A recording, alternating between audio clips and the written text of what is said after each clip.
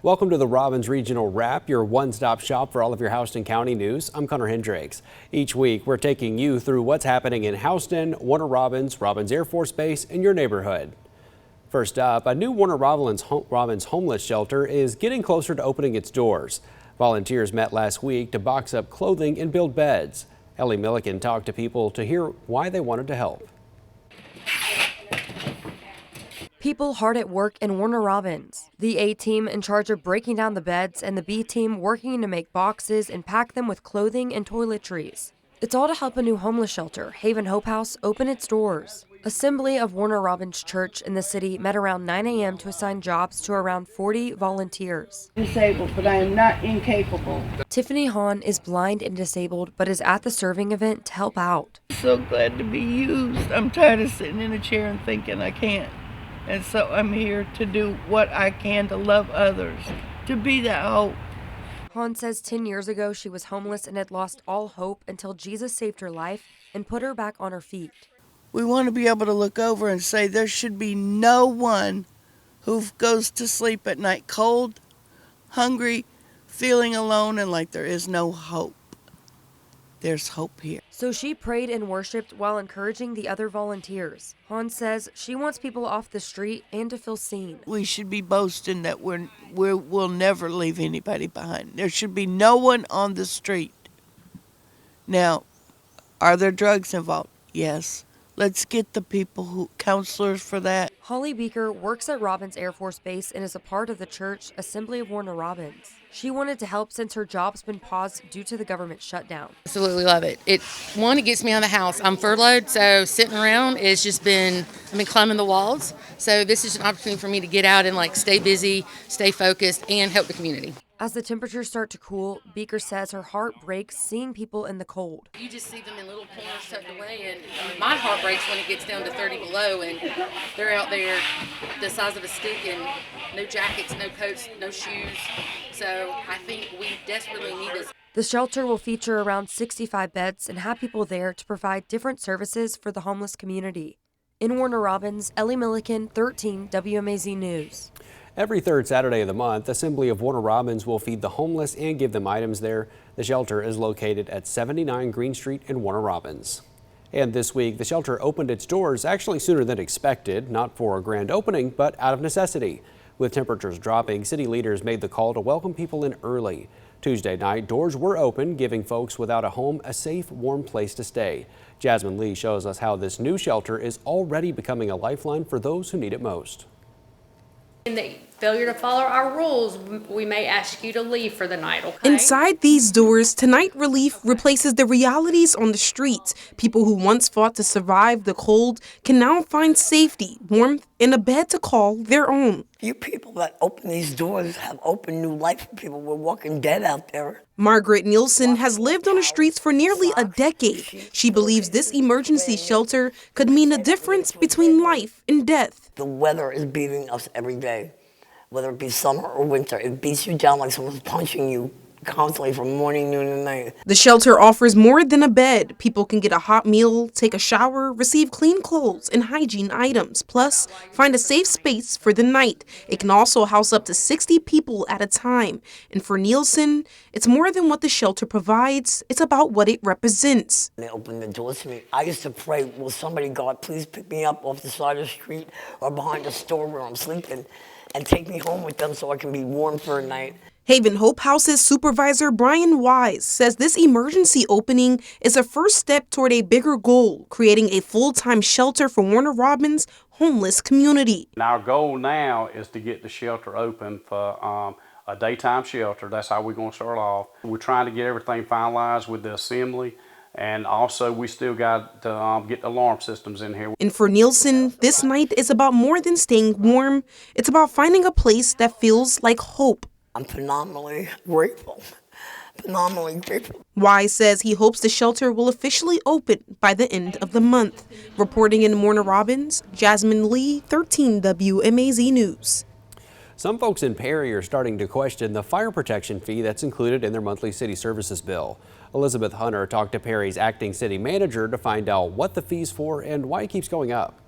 Perry's fire protection fee is fueling some frustrations. It is frustrating. What started as a $7 monthly fee in 2014 now costs $24.75 a month. I mean, they just keep going up on the bills. The fire protection fee is part of the monthly city services bill. For Robert Russell, it's gotten to be too much. It's just boiling the frog. You just start out low and then add a little increase to it to the next thing you know. It's like, why is my water bill so high? Russell says his main frustration is that the city keeps raising the fee with no explanation. I don't have a clue what they're doing with the money. Acting City Manager Robert Smith says the fee is necessary to keep emergency response times low and homeowners' insurance rates affordable. It actually allows us to operate our fire protection services. Smith says the fee covers the operating costs of Perry's 2 fire stations. Basically operating our 2 fire stations, it pays our employees, it maintains those facilities, provides operational expenses for those facilities. He says the cost of the fee keeps going up because operating expenses keep rising. We have to cover our costs.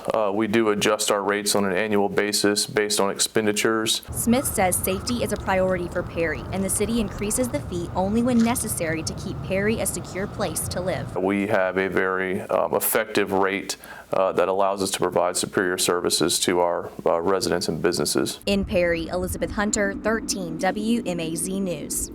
Perry City Services bill includes fees for fire protection, water, sewer, gas, solid waste, and stormwater. The breakdown ranges from $5.55 for gas to nearly $29 for solid waste. And Warner Robins police are aiming to get guns off the streets. Their campaign sparked by one family's tragic loss. In 2024, someone shot and killed 14-year-old Traquavius Holloway. His family started Operation Lay It Down. It's an anonymous gun turn-in drive to reduce violence. Elizabeth Hunter has more details on why advocates say the event is so important.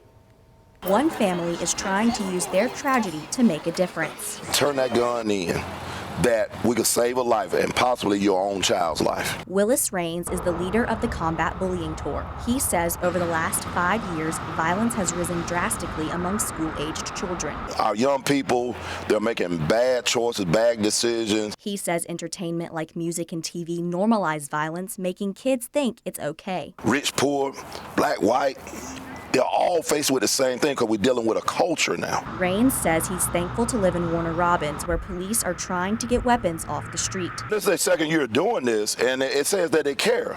You know, it's take all of us coming together and working together to bring about change. Warner Robins Police Chief Wayne Fisher says this event is not about taking legally owned guns. Warner Robins Police Department is a very pro 2A, Second Amendment community. We support firearms ownership. This is not a gun buyback. This is not a politically driven or motivated activity. Fisher says their goal is to give adults a safe, no questions asked way to bring unwanted or found firearms to police for disposal. What we're asking is from the community to work in partnership with us in regards to taking these firearms that they have question about and getting them off the street. Last year, people turned in 5 firearms. Fisher says bringing in even one gun can prevent a tragedy. In Warner Robins, Elizabeth Hunter, 13 WMAZ News. If you have a firearm that you don't want or you found one that's not yours, you can turn it in, no questions asked, this Saturday at Perkins Field in Warner Robins from 10 to 3. Well, the longest federal government shutdown in American history is now over.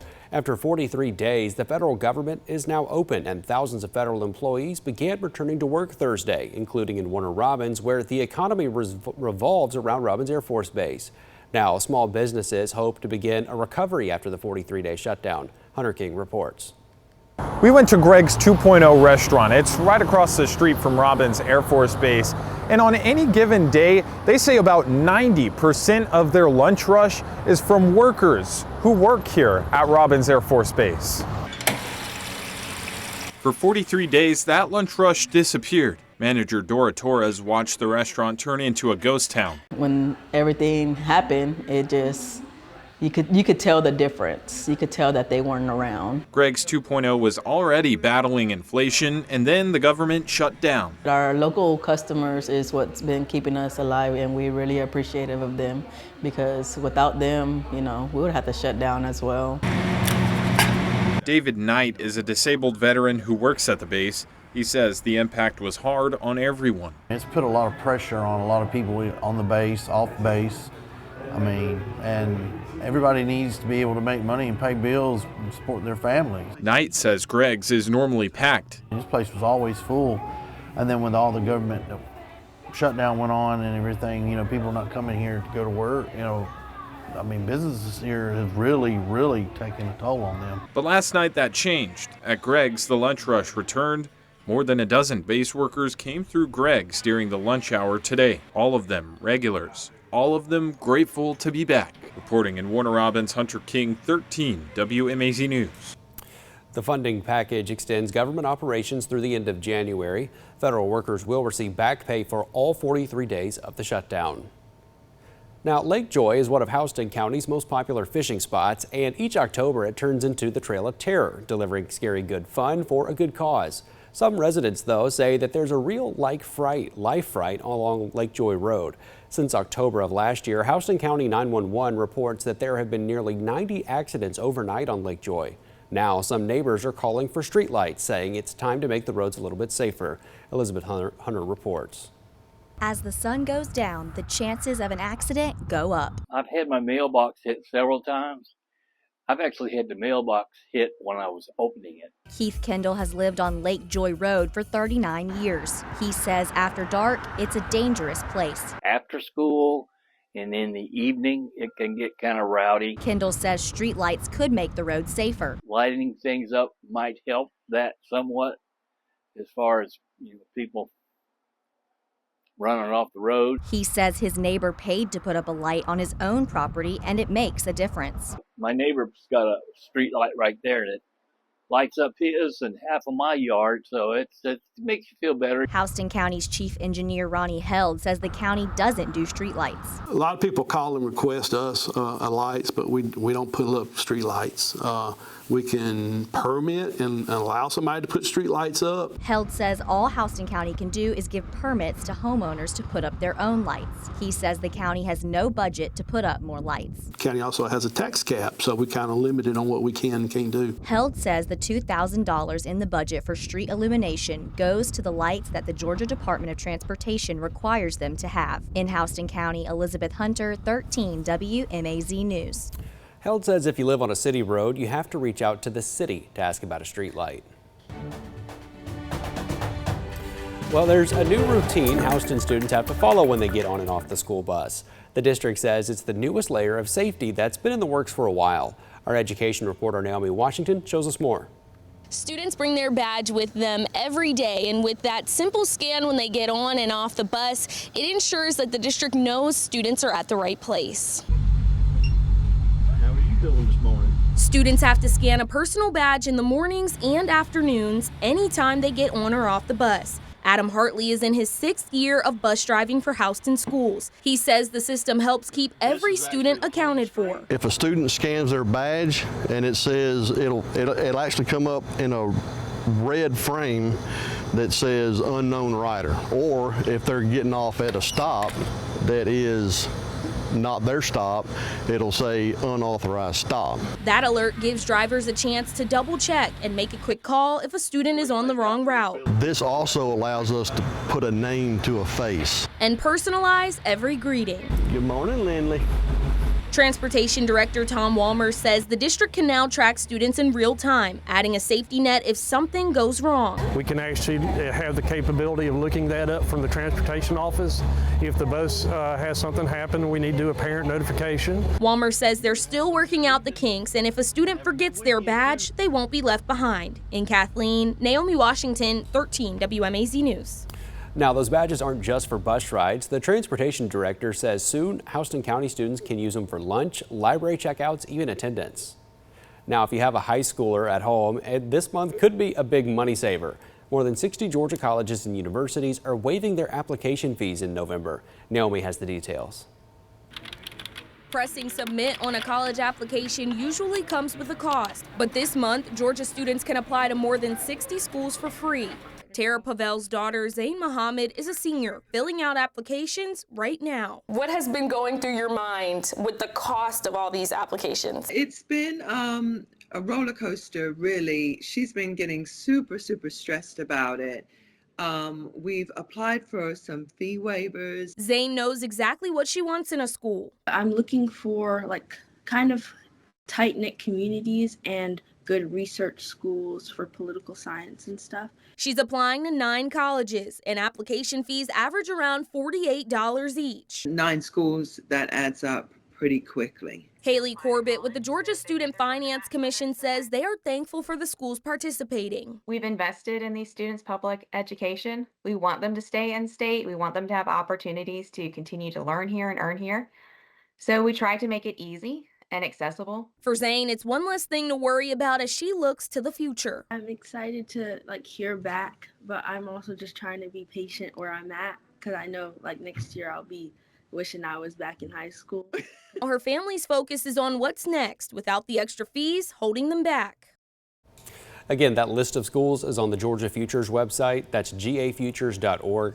The free college waivers end on November 30th, so you'll want to go ahead and get them in soon. Some applications do require a waiver code, so again, make sure you check Georgia Futures. Now, anyone applying through the Georgia Match Direct Admissions dashboard this month will automatically have their fees waived.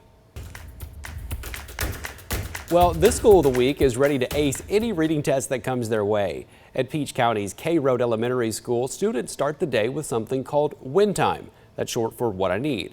It's a daily chance to get extra help in areas they normally struggle with. Naomi Washington sat in on their final meetup of the semester, and it was full of energy and learning.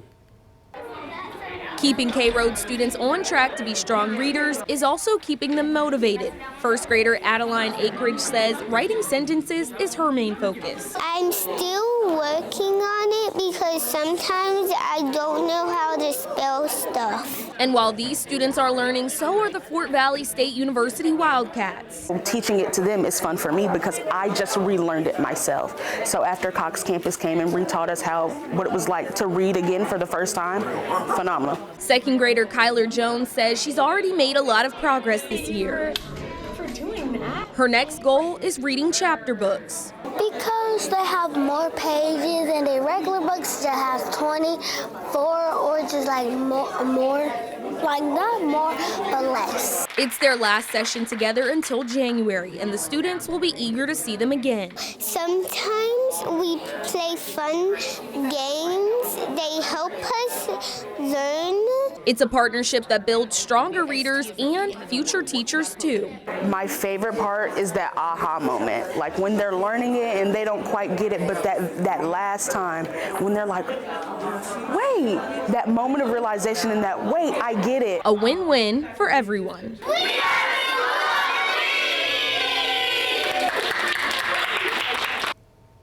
Well, we want to come to your school next, so be sure to let us know what your School of the Week worthy students are up to this school year. You can reach out to Naomi directly at nwashington@13wmaz.com. Well, Tuesday was Veterans Day, and people around the nation came to gather to honor those who've served. That includes the Warner Robins community, of course. Dozens of veterans and their families came together inside of City Hall for the city's annual ceremony. Before that kicked off, some even gathered for a breakfast. The ceremony heard from Kathy Jones, president of Rolling Thunder Georgia 3, Mayor LaRhonda Patrick, and Honorary Speaker Lamar Pounds. Patrick talked about the importance of remembering on a day like Veterans Day. We need to always remember that freedom is not free. Freedom was fought for, blood was shed, and we deserve every piece of freedom that we get.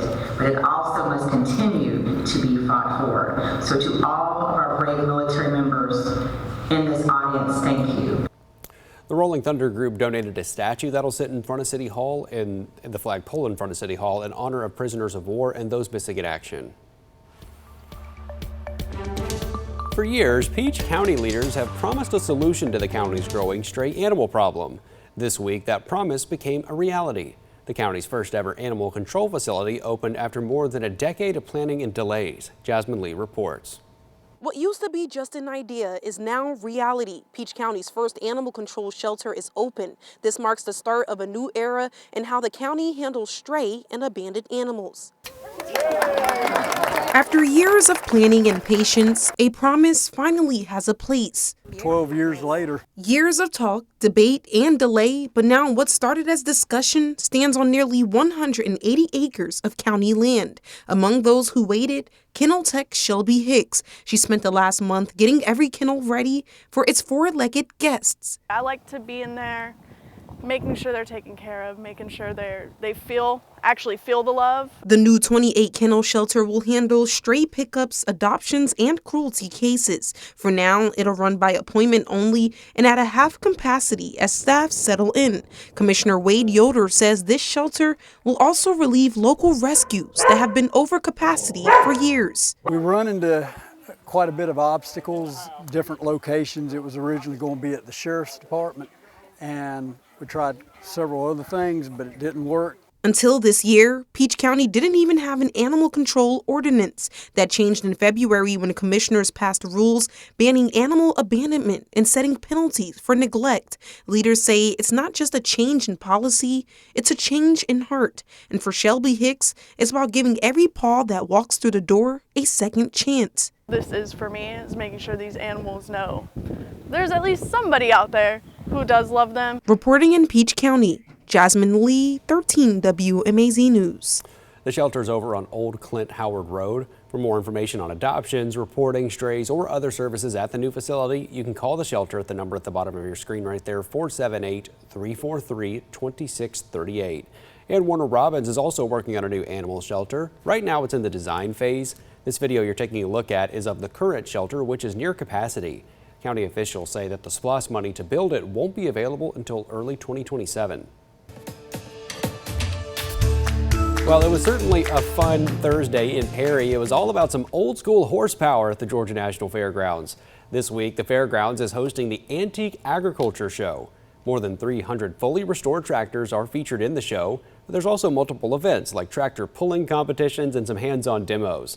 Thursday's main event, the Fun Pull, had more than 50 tractors participate. I want to bring something to the community to educate them on how farming practices were back in the early 1900s. And throughout this show, you can see equipment and tractors that were used that brought us to where we are today. Now, if you missed Thursday's fun, don't worry. The show is in town through Saturday. And also, if you want to help us fight hunger, you can get up and get ready and get involved with our Stuff the Truck event. Start collecting now, and you can drop off donations at Middle Georgia Community Food Bank trucks from November 18th through the 20th. We're all going to be out there at Walmart locations in Milledgeville, Dublin, Warner Robins, and Macon. For more details, go ahead and text the word truck to that number on your screen right there, 478-752-1309. We'll then send you the times, locations, and how you can get involved right to your phone.